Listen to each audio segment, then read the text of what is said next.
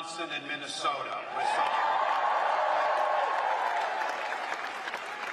Hey, Isabella, thank you. Look, I think all of us know we win this election, we elect Kamala Harris, Madam President here. But with people like Isabella, our future is bright. Thank you for the work that you do.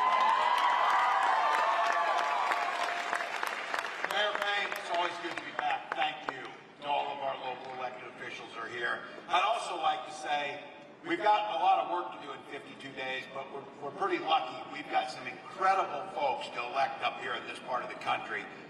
Two of them we're blessed with, two of the best United States senators you can find, with Tammy Baldwin and Amy Klobuchar.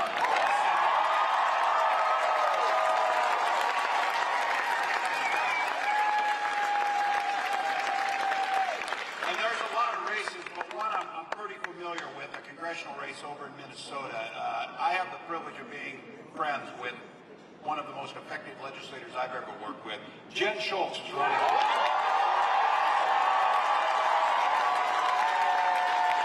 And look, this is one of those deals where you get an incredibly accomplished public servant who's in it for the right reasons, and we make sure we give Kamala Harris a majority in the House of Representatives.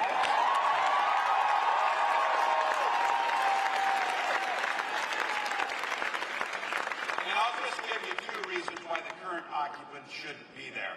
Denying the election of 2020 should disqualify you from service.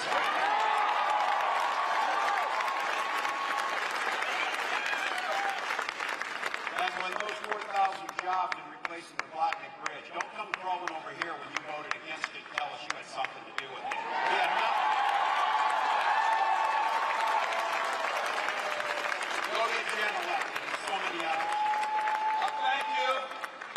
Look, every time this happens, when Gwen Wall speaks, people always say, well, why isn't she running? So, she's got lots of things that are happening. I did notice this, when she was practicing her speech, she said, my husband, Tim. I thought he said your wonderful husband, Tim. She's an English teacher. Words matter. That's it. And she also mentioned, three of my sister-in-laws are here today, too, with me.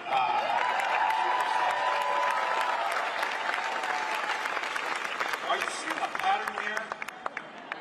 Two incredible senators who happen to be women. Jen Schultz, who's going to make a wonderful member of Congress. Gwen Wall, administrator. Here's my life hack for all of you. All the guys out there, whatever, here's my life hack. Surround yourself with smart women and listen to them, and you'll do just fine.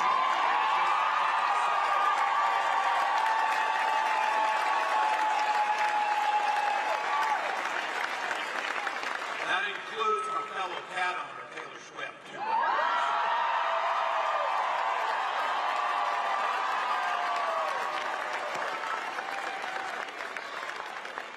It's really great to have all of these women help us beat the smallest man in the world.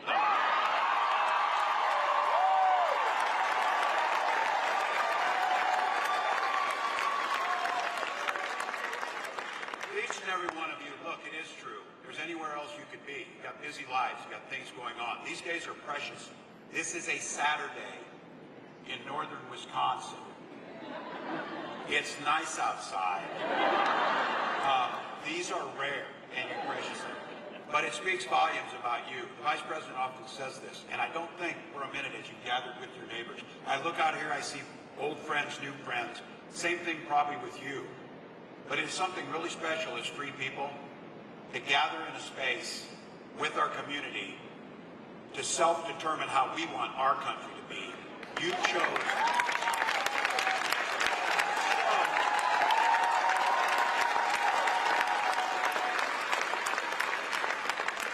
You chose to be here, and the incredible people on the Wisconsin Coordinated Campaign, all the local folks who do this, you did that. You came here for this moment because of what Kamala Harris always says, a beautiful, simple reason. You love this country, so thank you.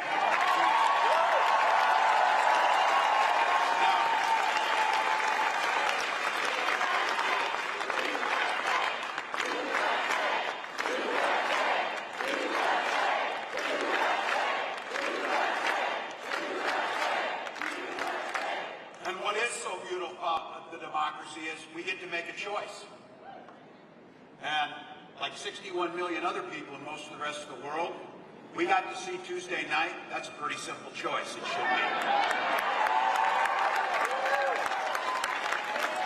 There was one person on that stage that has the poise, the dignity, the foresight, and the compassion to be President of the United States, and that's Kamala Harris.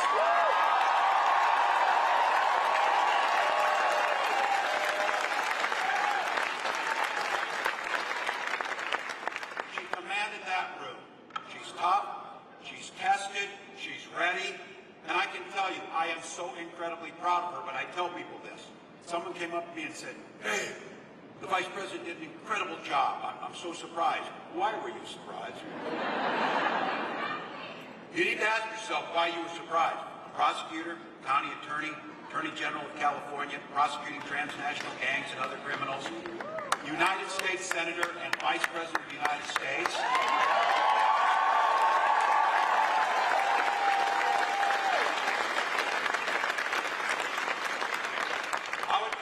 Evaluation of why you're surprised. There might be a couple of reasons.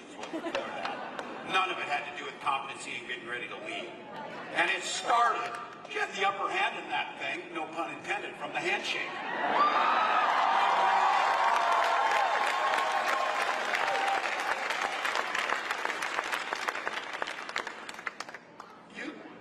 You saw it in there.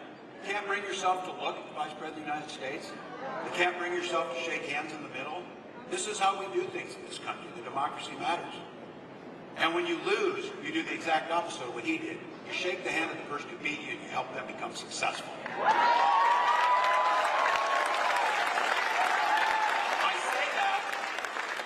say that because in 52 days, he's going to have to do exactly that.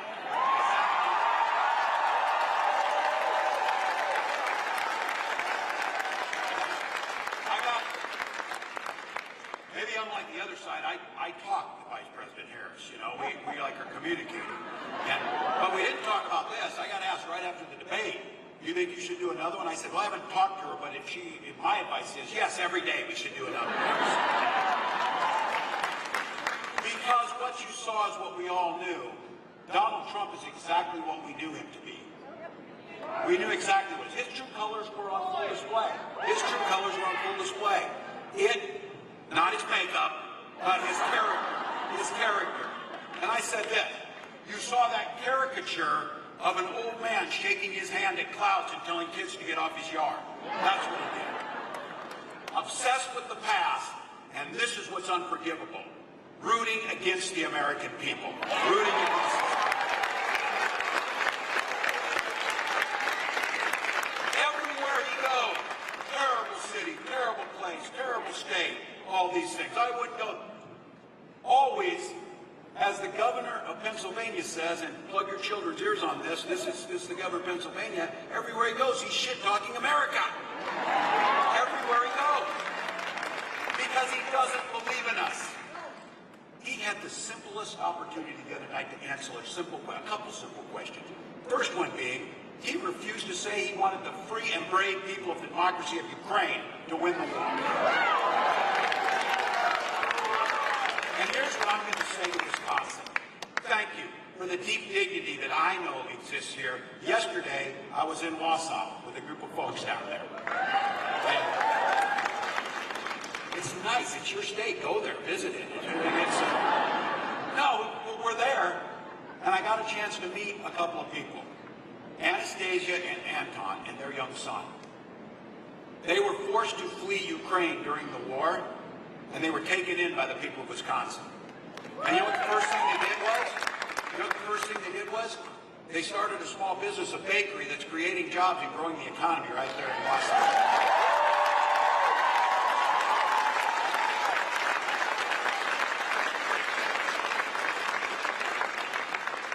And when I told them that Vice President Harris had no problem answering that, and I have no problem answering that, and people who love this democracy and understand we stand with our friends, it's a very simple question. Ukraine must win that war and push the aggressors back.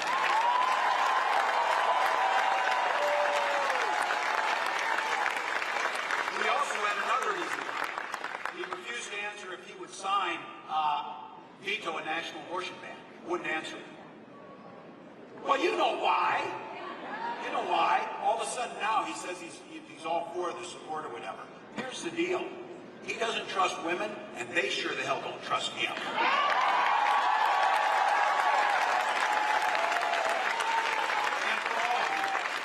I would have never imagined in 2024 we're here, but it's a privilege because all of you are here to fight this fight. This is the most fundamental thing since the founding of this country. For all the blood that's been shed over the years to protect the democracy. One of the most fundamental things, and as I said, it is a disqualifying factor on his part. He refused to say he lost a fair and square election. Refused to say.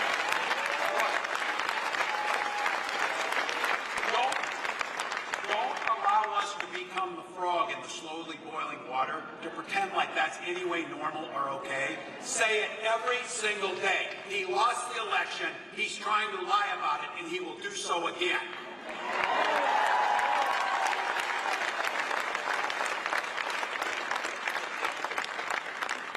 But he says all of you are just AI, so he's not too worried about it. Your votes won't be AI, I guarantee you that.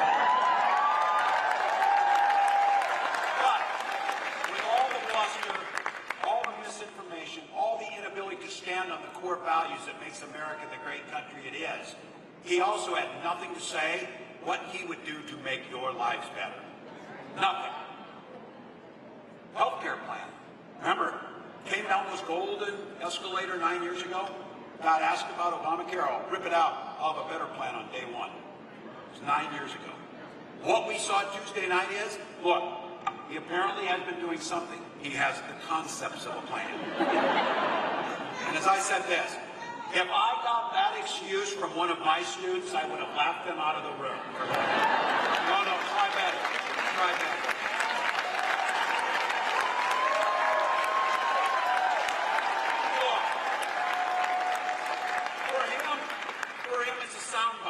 It's nothing. For you, it's the pre-existing condition you had in your insurance company wouldn't pay the bill, means now you can go get treated. You can take your children in. You can't be discriminated. We can get checkups on time and prevent illnesses down the road. The ACA has provided millions of people a healthier, better, freer life for them and their children. For him, it's a talking point. Let's just be honest. He doesn't know what's in the ACA. He's never read it. He never looked at it. He doesn't know. Not once did he ever worry that he would have to pay a medical bill. They're out of touch with who we are. Kamala Harris, who grew up in that middle-class family, around a kitchen table you have to decide how you're going to pay the bills with her single mom, she understands that. Donald Trump has no plan for you. His plan is for what's good for Donald Trump. Period. Look, this is important. This is important, and you all know it. Because, look, we all deal with it. Friends, neighbors, family. Oh, I like Donald Trump. You know, I don't really like how he swears and gets convicted of felonies and found liable for assaulting women. I don't really like that. Good, I'm glad you don't like that. But then they always go, I like his proposals. Which one? Taking your health care? Forcing women to bleed out in parking lots because they can't get health care? Tax cuts for billionaires? And I say this, if you're a billionaire and that's all you care about, he may be your guy. But if you're a working class person, a middle class person, a community member, I can't find much there. And the thing is, you don't have to look very far. He's not giving you much detail, except it's really great. They made it easy for us. They printed 900 plus pages in Project 2025. Are you watching this? They're all mad as hell at the guys who wrote this now because they got out there. This was the thing, you said the quiet stuff out loud before we got elected. Yes, they did. No one wants that agenda. No one who's not a billionaire wants that agenda. No one wants government in your bedrooms and your exam rooms. No one wants to make drugs more expensive. No one wants to avoid dealing with climate change or making prices more affordable for folks in the middle that we're trying to do. They have no idea about any of those things. So look, these guys on the other side, you know what they stand for. Here's what I'm most proud of. I'm proud with our side of things. While Donald Trump spent his time whining, crying, grievance-filled. Oh, they did did me wrong. They did me wrong. It's difficult to be born with millions of dollars. It's difficult to not pay your bills. It's difficult to have the Supreme Court say you can do whatever the hell you want with no consequence. Apparently that's difficult for him. Kamala Harris spent no time doing that. She talked about you, and she talked about the future.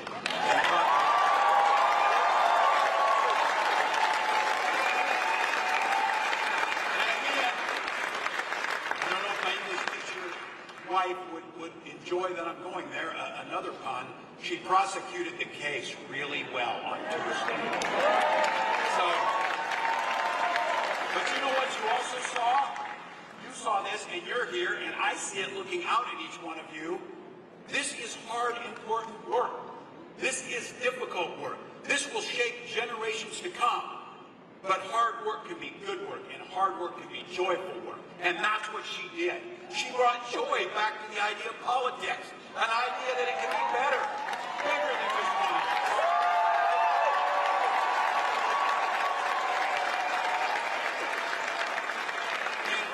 In her entire professional career, she's had one client, the people. The people.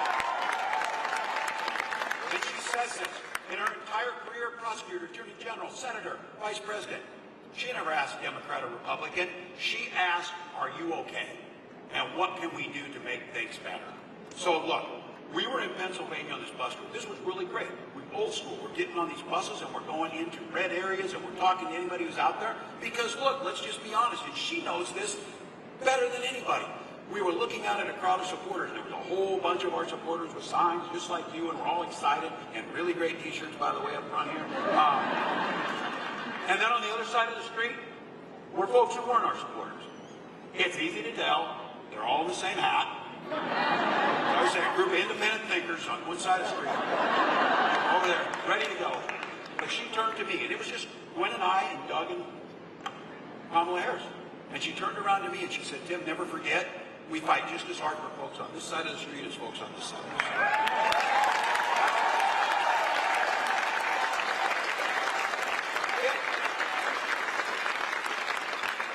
This is why talking to your neighbors, as Gwen said, this is why the work of the next 52 days. People are undecided. Look, I think it's pretty obvious. Most people don't like him. It's not. If this were about having the best ideas or the best candidates, I think we would win most of the elections, because that's the way it usually works out. But that's not what happens. This is about hard work. It's about going out and talking to people. It's about telling them what it matters. And the things we're talking about in this room will help folks who are buying those flags, wearing that red hat, and believing that Donald Trump's with them. What you know is health care for their family, good public schools, infrastructure investments, the right to control your own body. All of those things, if you ask them and talk to them as neighbors, they're going to say, yeah, I'm for that. Then you need to remind them, he's against all of that. He's against all of that.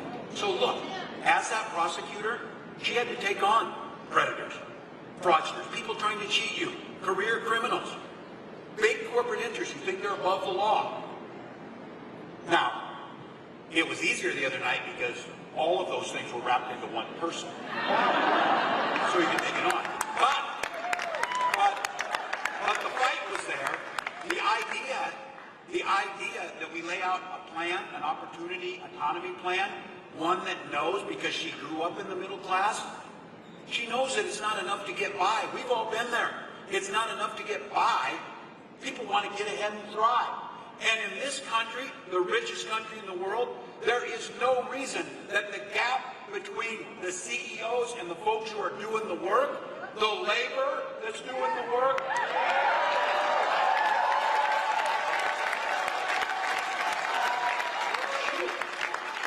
the most basic democracy is the ability to collectively bargain to get something. Look, they're doing just fine. But you don't need $400 million when people are just trying to get by. We finally started to see, because of the work of Kamala Harris and our labor friends, brothers and sisters, we're seeing wages finally start to keep pace, starting to go up.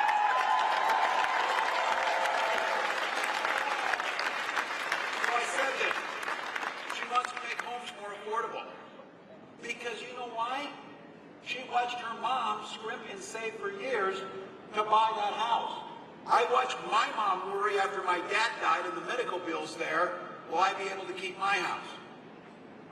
For those guys, a Wall Street guy, a six-time bankruptcy guy, a venture capitalist guy, those are just commodities to move around and sell and trade. If it means foreclosing on somebody, do that. If it makes you money, who cares? But those are our neighbors. Kamala Harris understands that home is the foundation to families and community. That's why she wants to make it easier through down payments, helping builders create 3 million more new homes, and working with local folks to make it easier to get those homes built and permitted.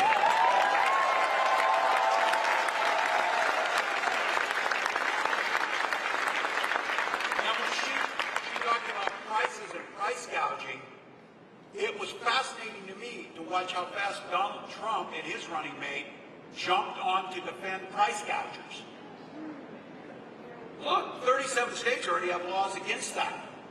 But the thing that really gets me is we're trying and figuring out how to keep prices lower. Our farmers are working dawn till dusk, and they're getting $3.90 a bushel for corn and $10 for soybeans. They're not getting rich. They didn't grow the food. They didn't process it at the factory where labor did that. Somebody's pulling off a chunk of money out there that has nothing to do with getting that to you. That's what she's talking about. If you're jacking up the price illegally, you should stop that.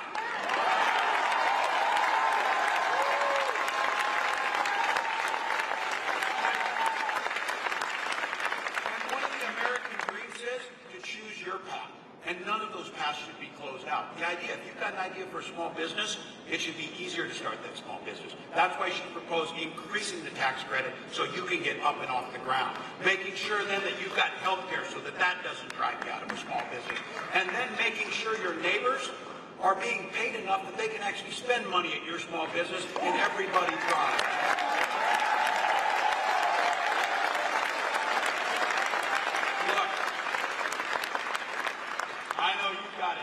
This is the part, this ability to be able to collectively bargain and organize. Let's not forget our history, America. The labor movement starts in Wisconsin. It's Wisconsin.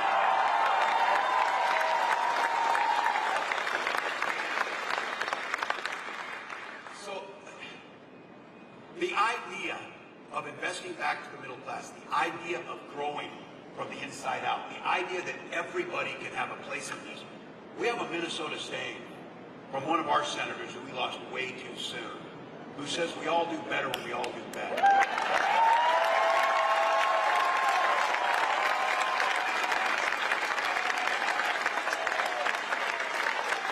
not that complicated. But these guys figure out a way, we want more and more and more and more. More taxes. I will say this about Donald Trump. He was very clear on one thing and he followed through with this. He told the billionaires he was going to give them a tax cut and he did it. Project 2025 promises you again, he will do it again and bigger. So let's be very clear. When he does that, it cuts out opportunities for all the rest of us. When they do that, it undermines our ability to do the things we know need to be done. So just to be clear, it's something you know about right here in Superior and Duluth, that Donald Trump talked a tough game about infrastructure. Kamala Harris got it done.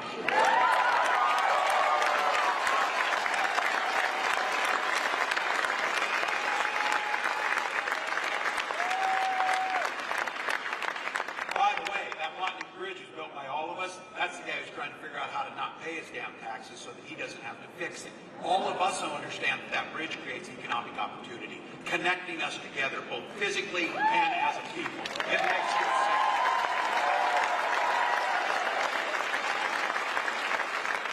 And I'll tell you, you saw this idea about freedom, and you've seen it's really great. It's not just a song that the Vice President comes out to, although that's really cool when she does that. But you saw it in Chicago, you hear us talking about this idea of freedom. The idea of what it means. Freedom to live your life the way you choose to live your life.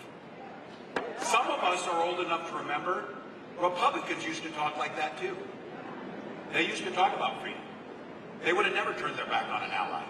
They would have never decided that they needed to be in your business. But we know now, they want the freedom to be in your doctor's office.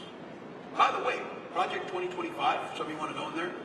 They've got a national pregnancy coordinator that tracks all pregnancies.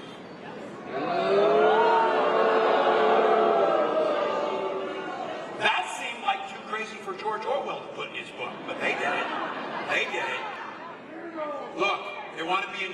library. I don't know about you, but you heard Isabella talk about it. In Minnesota, while those guys are figuring out how to ban books, we're banishing hunger from our schools.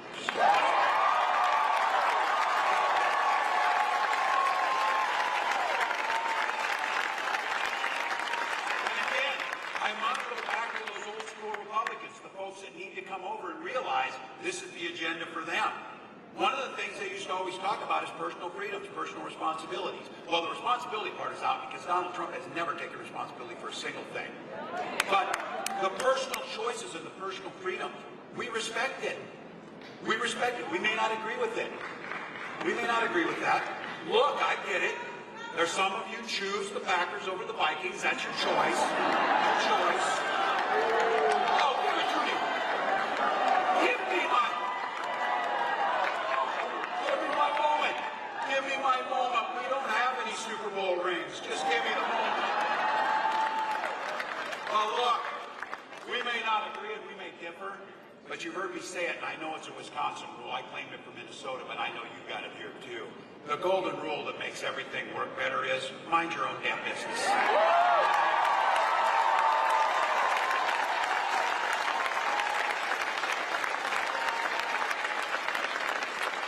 Think about it. How is that not appealing to Republicans? How is that not an appealing thing? They want to be and make every damn decision. Think about what they're saying in Project 2025. You're going to have to register with a new federal agency when you get pregnant. This is personal, people. It doesn't get much personal. For Gwen and I, you've heard our story, and we've heard other people have to tell their story. Look, nobody wants to have to tell their personal stories about their families unless they're asked about it and it's in private conversation. We have to tell these stories because these guys weirdly are obsessed with our bedrooms all the time. All the time. And for us, it was a struggle, a years-long struggle with infertility. And we were blessed that we had access to those treatments. And you better bet, if you haven't had it happen to you, you know somebody who's had gone through it. It's hell. You're waiting for the call. You get the call. It doesn't work. You're back at it. And then there's the two of you wondering how. All you want to do is have that child. So you better bet in our family, when we finally had that little girl born, we named her Hope for a very particular reason.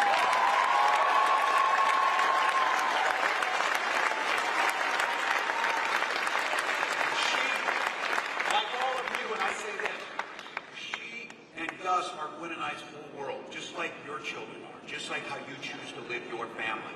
And we're talking about it because these guys are trying to make it more difficult to do that, or if not, impossible. Because it's very clear, they're not stopping national abortion ban. They're not stopping with getting rid of fertility clinics. They're talking about getting rid of contraception or any type of help any of us need to manage it. These are personal health care decisions. These are personal health care decisions. So think about it. This is pretty simple, and Kamala Harris makes it pretty clear. I would go out to all of your neighbors and make the case on this. Do you want J.D. Vance deciding about your wife and daughter's health? Or would you rather just leave it to them and their doctor? That's what freedom is.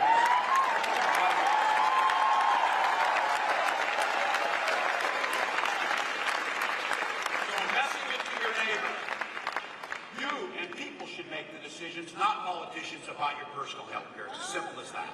So look, education for all of you. We're setting in a school here, a great school, Wisconsin and Minnesota. We're known for our schools. We're known for our education.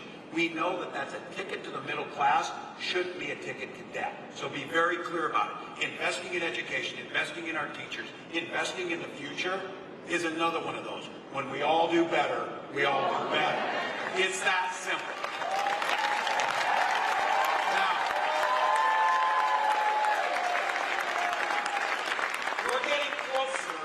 On this 52 days, and it's a binary choice. I know, it boggles my mind too that there are two people who are going to be president. One of them is going to be president, the other is not. There are two people. One of them is going to be vice president, one of them is not. That Project 2025 and the questions and the discussion we're having here today is where that difference lies.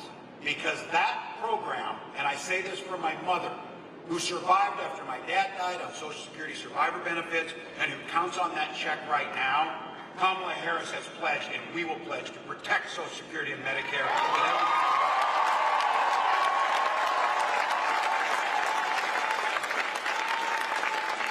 This one is the difference.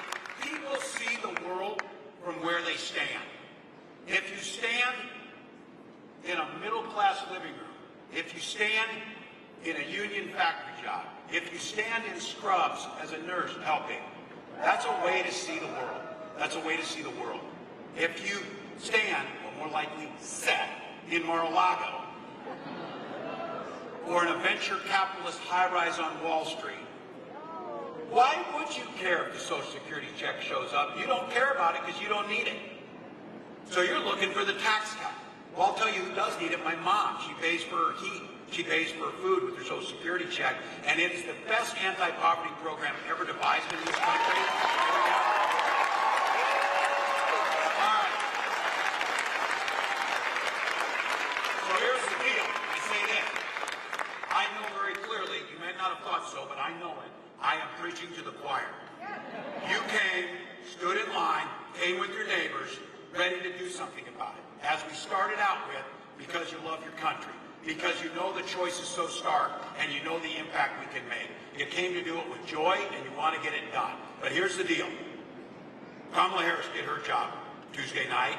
We need to do our job for the next 50 years.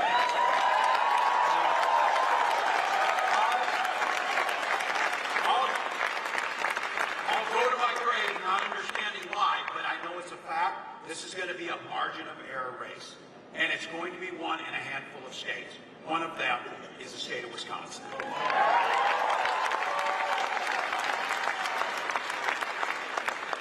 So let me, as these guys help me with, put on that coach whistle and get that hat back on.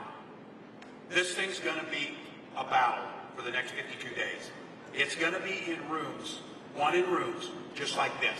It's going to be one door-to-door, call-to-call, $5 donation, trying to have that hard conversation in the produce aisle with the person you saw there at the grocery store and ask, have you voted yet?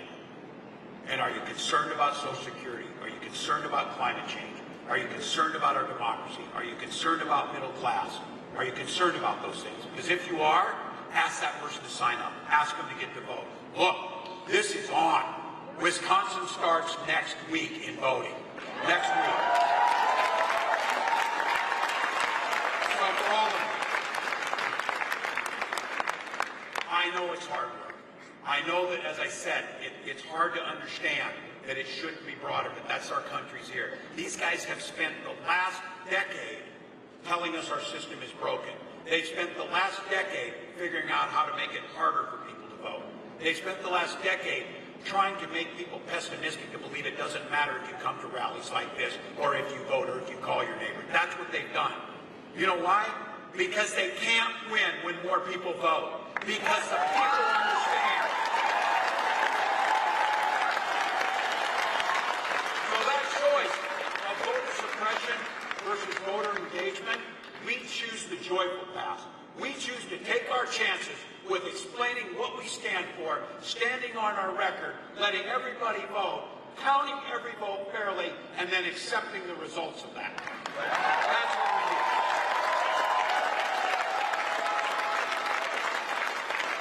So here we go, folks.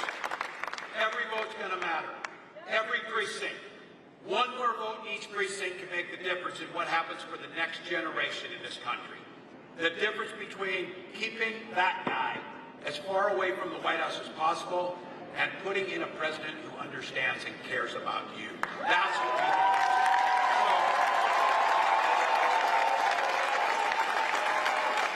I, for one, am honored to be on this ticket. I'm honored to stand with you in this fight. I'm honored to know, and I keep saying this, we have some philosophies in the middle. My God, we're tough people. Some people, when we started settling, people started going across the country.